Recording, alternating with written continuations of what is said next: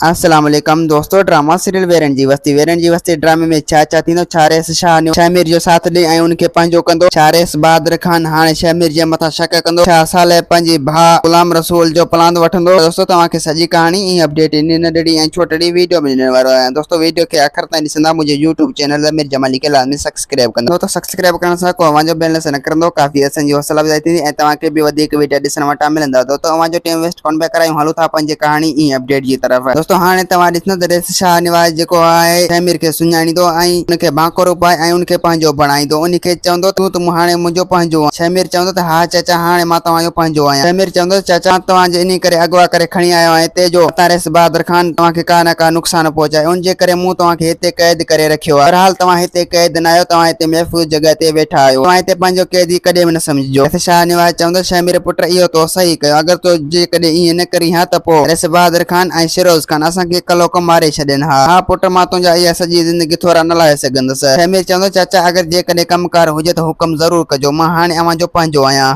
ऐं ॿिए पासे दोस्तों हाणे तव्हां ॾिसंदो त रेस खान बहादुर जेको आहे घणो परेशान हूंदो। हू हाणे इहा सोचींदो त अॼुकल्ह शामिर किथे गुम आहे, अगरि जेकॾहिं मूं शामिर खे न ॻोल्हे वरितो त पोइ हू असांजे ख़िलाफ़ थी वेंदो, पोइ हू असांजो बि दुश्मन थी सघे थो। उनजे करे हाणे मूंखे उनजो पीछो करणो पवंदो ऐं उनखे घर में विराइणो पवंदो, मतिलबु विहारणो पवंदो। ऐं ॿिए पासे दोस्तों हाणे तव्हां ॾिसंदो साले जेको आहे घणो ज़िद कंदो, उनजो पीउ उनखे सम्झाईंदो बार बार त पुट तूं ज़िद न कर, जेकॾहिं तो ज़िद कयो ऐं तकड़ खां कमु वरितो त पोइ तूं नुक़सान में वेंदे, उनजे करे तुंहिंजो भलो इन में त तूं तकड़ खां कमु न वठ। इहो शिरोज खान असांजे हथ ज़रूरु चढ़ंदो, पोइ इनखे पपटियूं पढ़ाए ऐं पंहिंजे अंजाम ताईं हिनखे ज़रूरु पहुचाईंदासीं। उनजे करे पुट तुंहिंजो भलो इन में त तूं तकड़ न कर। अलाए चवंदो त बाबा मां सबर नथो करे सघां, छो जो उन ज़ालिम मुंहिंजे भाउ जे मथां ज़ुल्म कई आहे, मां उन ज़ुल्म जो ज़रूरु प्लान वठंदुसि इन शिरोज खान खां, इनखे कॾहिं बि बख़्श न कंदुसि, उनखे पंहिंजे अंजाम ताईं ज़रूरु पहुचाईंदुसि। दोस्तों उम्मीद है कहानी आई हूंदी तव्हांखे पसंदि, असांखे ॾींदा हाणे इजाज़त, वरी तव्हां सां मिलंदासीं के नई वीडियो में। जेसीं ताईं पंहिंजो ख्यालु रखंदा, ख़ुदा हाफ़िज़।